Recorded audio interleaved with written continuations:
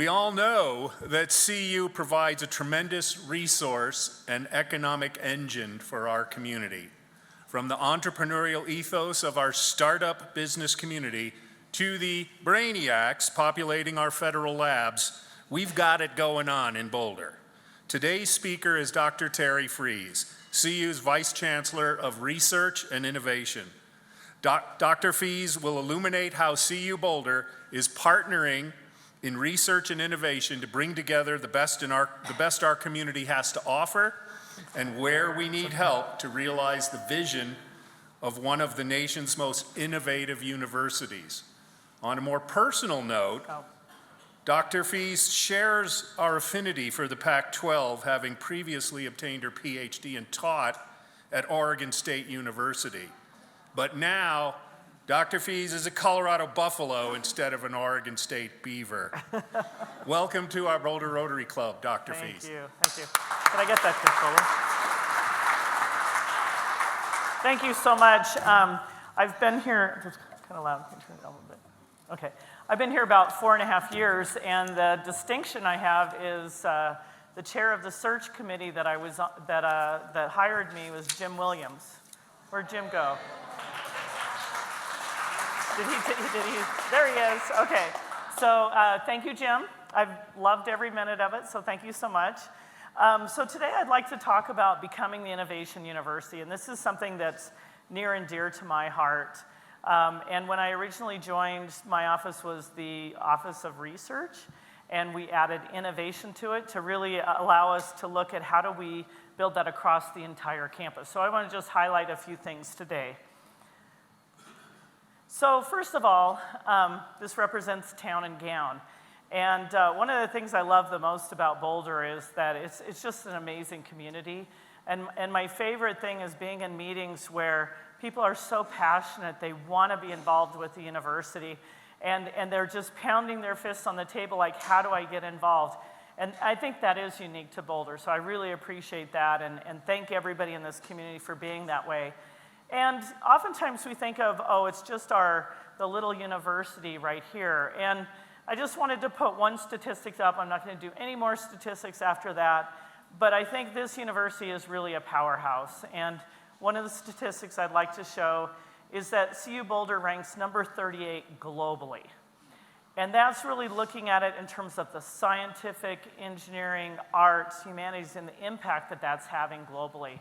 So a very significant university right here in your backyard, and I'm really proud to be part of that.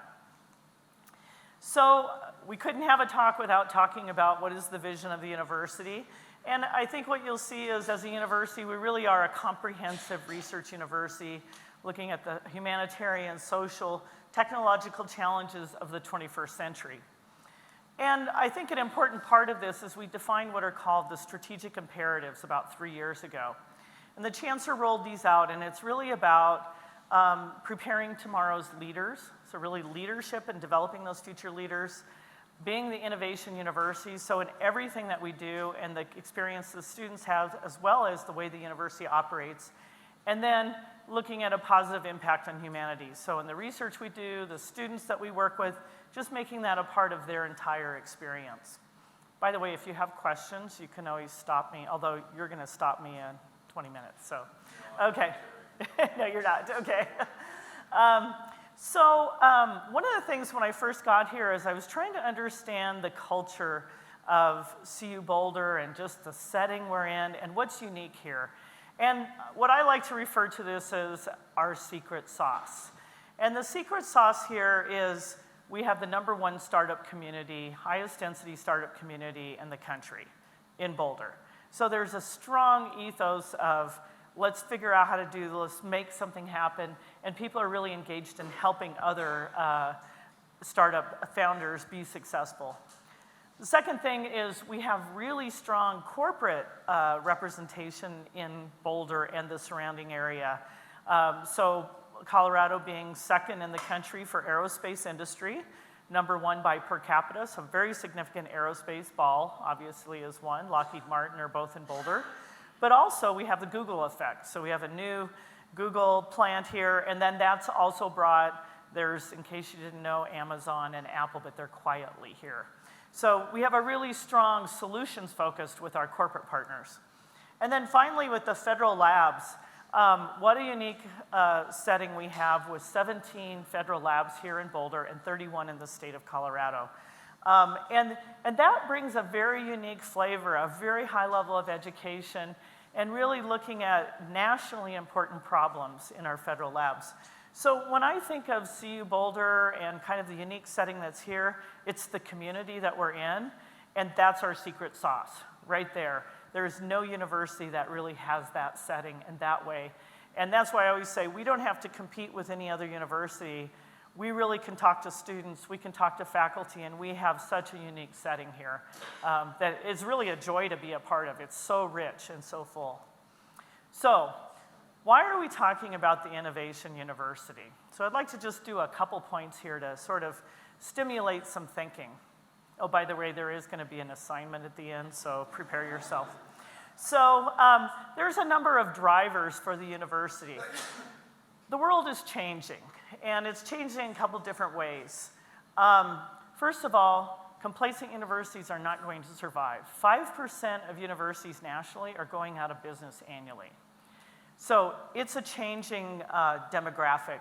And part of that is the number of high school graduates is peaking right now, and we're actually on the downside in terms of number of high school graduates that are graduating to even go to college. And that's going to affect universities overall. So doing things business as usual is not going to work. There are some disruptive shifts. The students are always changing. You've probably heard of Gen Z, and one of the big characteristics of Gen Z students is they like to customize everything.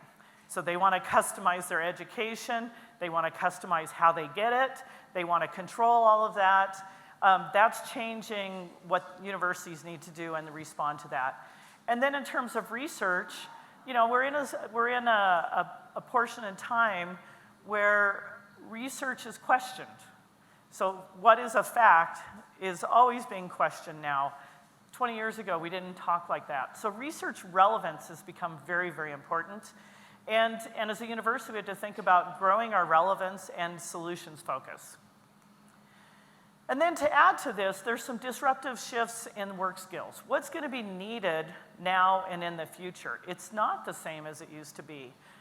The world is flat. We've got globalization everywhere we look, and Rotary Club plays a big role in that. Computation and automation, we're talking about non-driver oriented cars, and that's probably just the tip of the iceberg. Everything is going to have artificial intelligence. It'll affect every aspect of our life. New media, the way social media has affected how people move. Who knew Twitter was going to be the major way that a president would communicate with the country? Networked organizations, so typically we've been top down, and now things are very much networked. A student can have access to anybody in the university. 10, 15 years ago, that wasn't the case. Same thing in a company. There's this networking or this networked approach has really changed how organizations work, how people interact. And then longevity. People are living longer. They're going to have many careers in their lives. So as we think about universities, they need to prepare lifelong learners that when they leave the university, that's the first educational experience that they're going to continue throughout their life. And so what do we need to do as a university? I mean, some of the solutions that we need to unlock is entrepreneurial and growth mindsets. That just has to be at the forefront of everything we do. Design and computational thinking that really will prepare them to adjust over time. And then I put this Polymath Curricula. And this is interesting. If you talk to young people going to college, they just have a very different view of the world. The idea that I'm going to have a single major and I'm an electrical engineer. I'm going to be an electrical engineer and I'm going to go out and be an electrical engineer my whole life. They will say, I want to combine chemical engineering and media and movie creation. And you know what? They should do that because they're going to create the new jobs that will combine those things. So we're seeing the idea of a Polymath Curricula is really allowing students to customize things in that way. Okay, so that's the stage setting. Now what? So first of all, we have to begin with an entrepreneurial mindset. And, you know, I like this analogy here of you're planting seeds. The way I like to think about it is that for students who come into the university, all we're doing with education is we're planting seeds. We're exposing them to things, and if we can expose them to a little bit of this, and maybe even 5 years down the road, they go, oh, you know, I had that one experience. I think I could do this. That's really what our role is as educators in the university. So an entrepreneurial mindset for our students, for our faculty, and our staff, and I'll talk more about that. So to put it in really simple terms, every student will have an entrepreneurial experience. That's where we need to be moving to. We're not there yet. We're moving in that direction.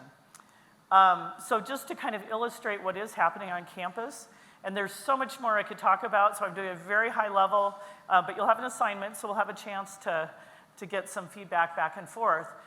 One of the things we've done on campus is we've created a number of places where students could go that are maker spaces. Idea Forge is an engineering space, but actually other students can come there and work.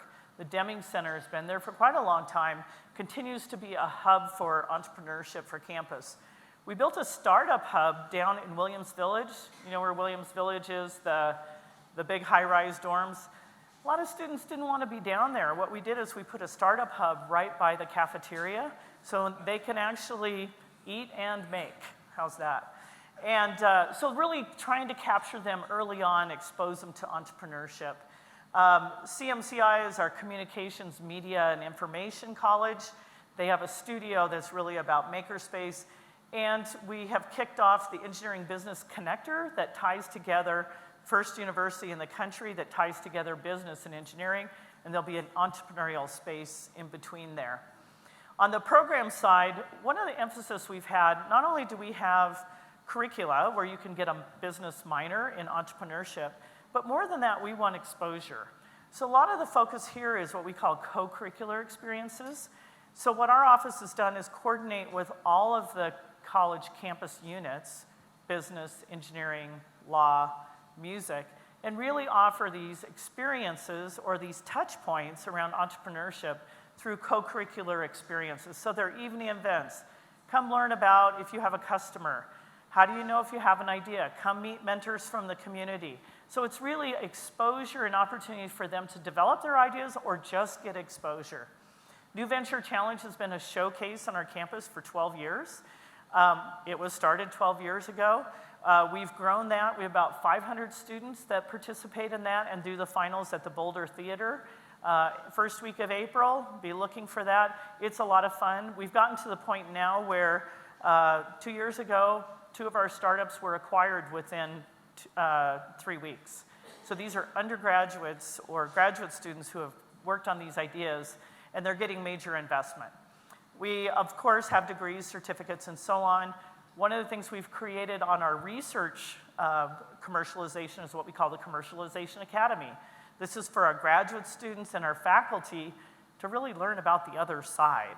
Oftentimes, they're embedded in the university and don't really understand how do you take an idea. You know, you have so I don't know if you've heard this analogy. I have a hammer and I'm looking for a nail. That's what faculty do. They have something that they know how to do, and they're looking for a nail. We're trying to get them to flip it around and realize you need a customer. So you have an idea, you have something you think is commercializable, who's your customer? So really helping them understand that. And then, of course, one of the hallmarks of all of this is the mentor network. We have about 150 network community mentors that are just amazing. I'm just surprised, like every probably 2 to 3 weeks, someone has moved to Boulder who's been a serial entrepreneur, and they reach out to the university and say, how can I participate? I'm in the community now. And it's just, that is so unique. We're so fortunate. Startup Summer is really getting students involved in some of the startups in the community. And of course, there are lots of hackathons. How am I doing time-wise? Okay. So we can transform. And so I talked about the student side. Sometimes we forget about probably one of the lifebloods of the university, which is all of our staff who really carry all the water in the university. So the way I think about it is that we have 4 staff for every faculty. If you want to transform the university, we work with our staff. So we're slowly trying to work on how do we build that capability and that competency around innovation in the university?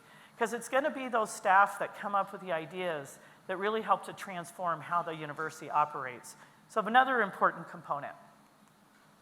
And finally, the faculty. It's a new day.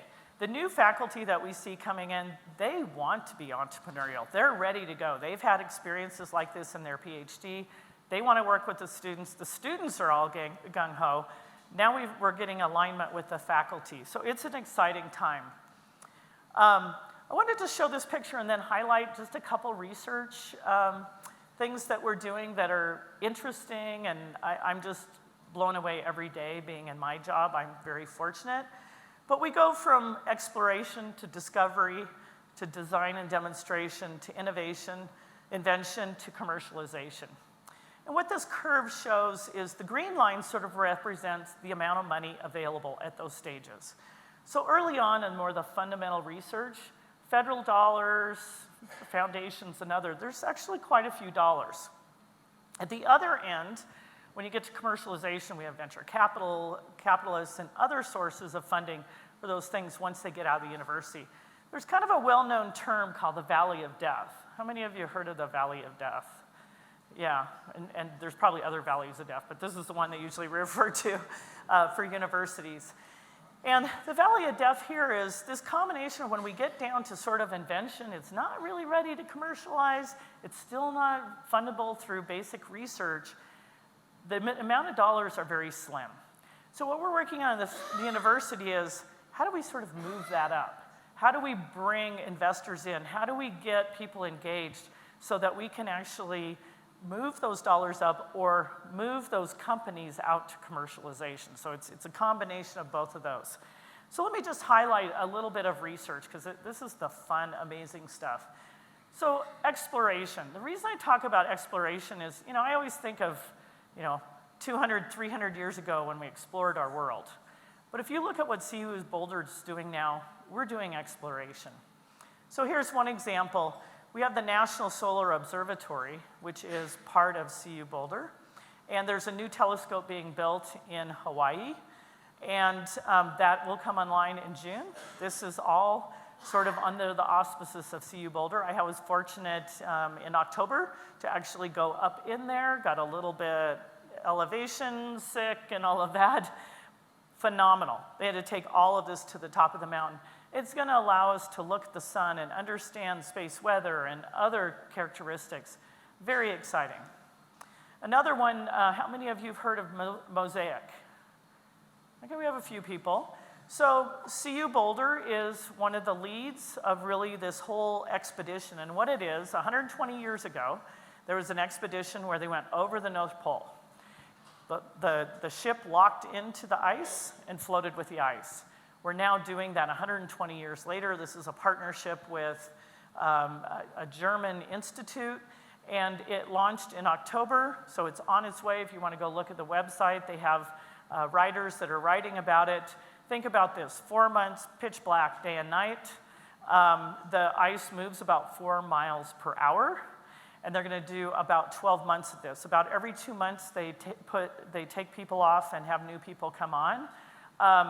I think those people are a little bit crazy, but the whole idea is to understand deep into the ocean, up into space. This hasn't been done for 120 years. Very exciting. And then the third example on the exploration that I wanted to talk about is, and I think, did you have Dan Baker come talk yet? Okay, so Dan would have talked about Mission to Mars, and Maven was the first one. There's another one that will launch this summer. Pretty amazing. This is happening right in your community. It's mind-blowing when you go to these labs to see what is really happening right here. So in terms of discovery covers a lot of things. And again, we have some major strengths here in terms of biology and physics and the human performance. So I'd just like to highlight a few of those. So of course, I couldn't do that without talking about the work that Tom Cech did for a Nobel Prize in terms of identifying the catalytic properties of RNA.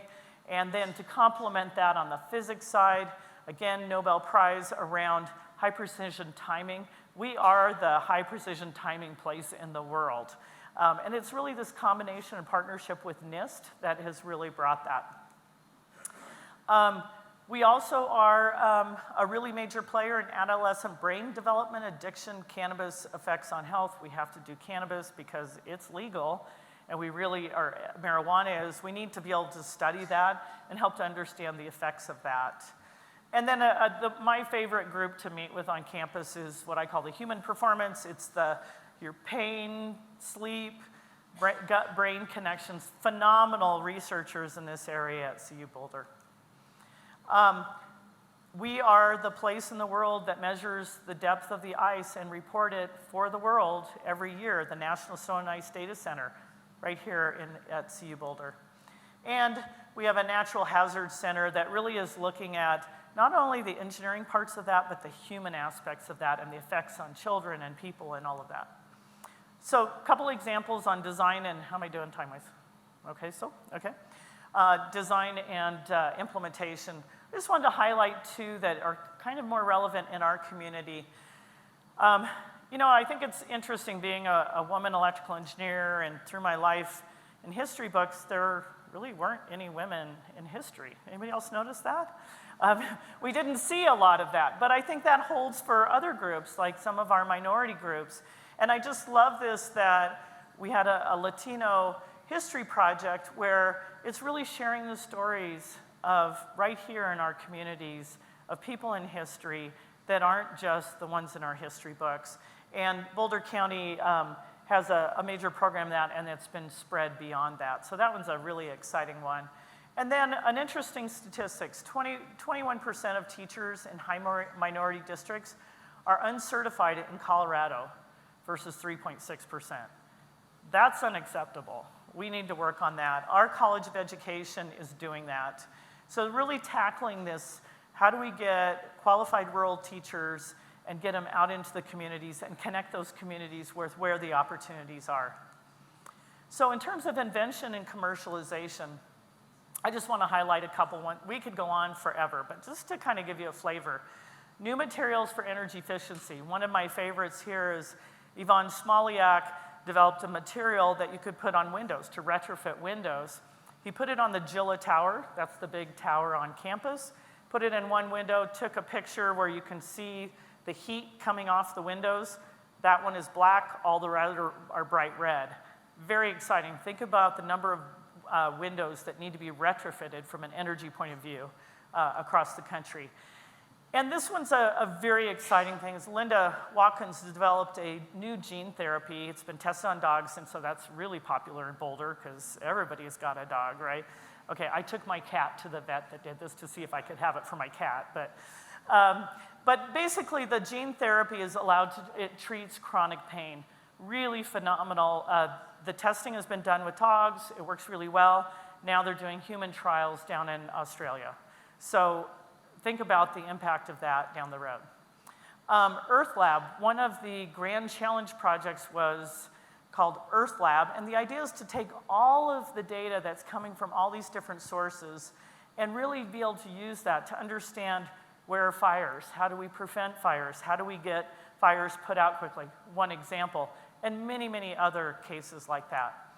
And of course, autonomous vehicles, looking at not only in space, but on Earth, and how we can use machine learning in all different ways.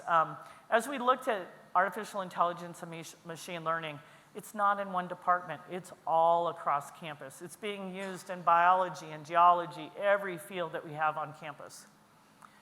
And most recently, we introduced established a new institute, the Renee Crown Wellness Institute.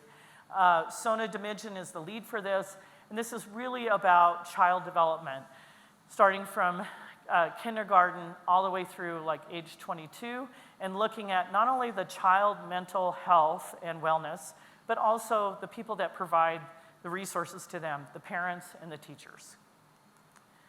So really, we have a very symbiotic culture of innovation, and it's the campus and community that has made this possible. So what I would like to do at this point, on your table, this is the assignment part. On your table, I have some 3x5 cards. Yeah, everyone gets to participate. You can't assign it to someone else. And what I would like to get from you is two things. You can answer one or both or however you want it, or you can put something completely different. You know, a good academic redefines the question. So the first one is, I wish. And the second one is, what if?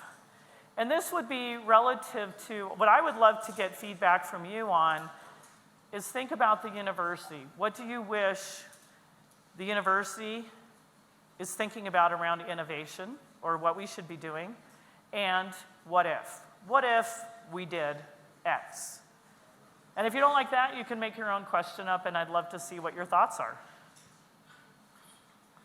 So with that, I'll open it up to questions, although I know everyone's very conscientious here, so they're going to want to get to their, yes?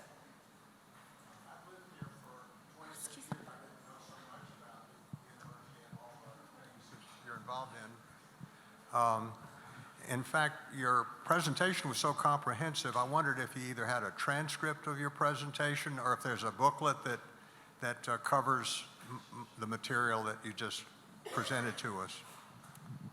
So I stayed up really late last night, and then I got up at 5 a.m. this morning, and that's what it is. That's a really interesting, oh, actually, I should have brought, we have research brochures. If you put your name and email, we will get you, or address, however you want to do it, we will get you a research brochure and some other information. I should have brought that with me. Thank you for asking that question. I have a question. I believe at the university you have a group that manages technology transfers and licensing Yep. of all the innovation that you've created. I don't know what you'd do with those funds, but maybe that would be a way you could use it for this Valley of Death and We are. helping support. Okay, good. We are. So just a couple of factoids. So the technology transfer office, we call it Venture Partners now, moved under my office about 3.5 years ago, and that's when we sort of reoriented it and made it very strategic, and it put a lot of training and development as part of it rather than transactional. We did this license, we filed this patent. One of the things we're looking at right now is our patent budget has been flat for about 20 years, and so we're looking at, do we make an investment, because that's how you get that return on investment. And we already do use the dollars that we have to invest in these very early stage things. We have what is called Lab Venture Challenge, so we get some money from the state through the Advanced Industry Accelerator funding, and then we match that. And then also what we've been able to do is pull in some venture capitalists who actually give gifts, believe it or not. Usually they're not going to do that, but we found some investors that want to have early interaction, and they're actually doing these as gifts, so they're not getting any equity as part of these early ventures. Yeah, I just wanted to tell Gordon and the rest of the club that if you want to see this again, her presentation, in the rib there's a little TV set that you can click on at the bottom of the rib, and that will bring up the list of all the videos of all of our speakers as well as our meetings. So that's a good way for you to be able to access. But there's more. Yeah, I think this is just like the teaser. So I'd love to send you some information.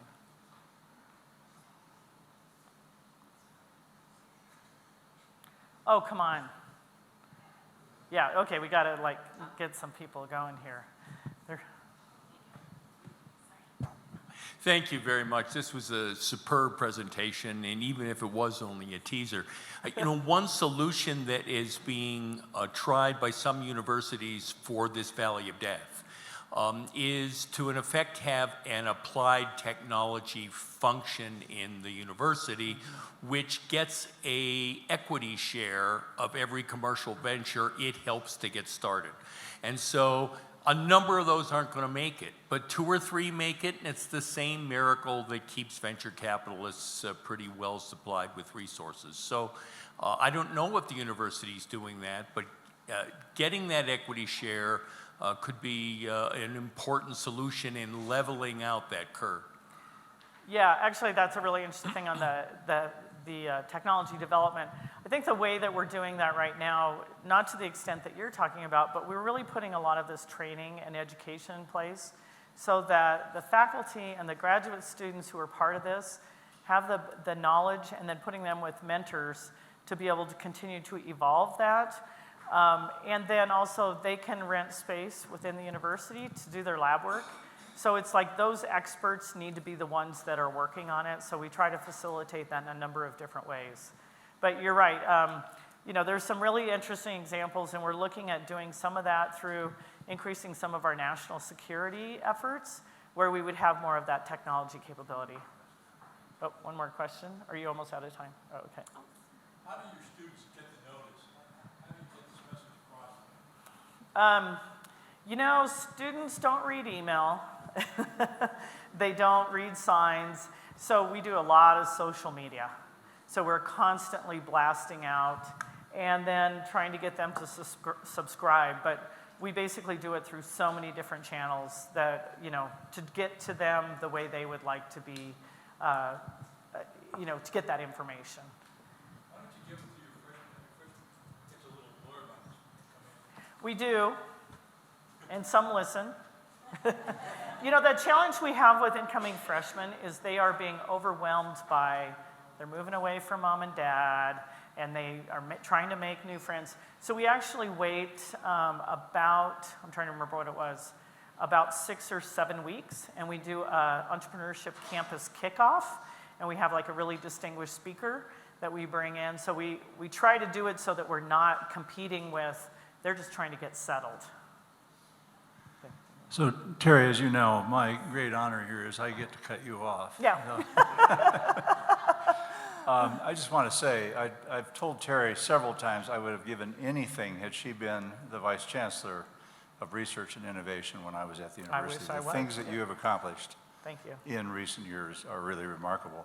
Also, a note of gratitude to Terri. She agreed to do this presentation on very short notice, and she's been burning the midnight candle for some nights, so thank you for that. Oh, you bet. And we do want to thank you on behalf of Rotary, and in your honor, we will be contributing 100 doses of polio vaccine to the Polio Plus Fund.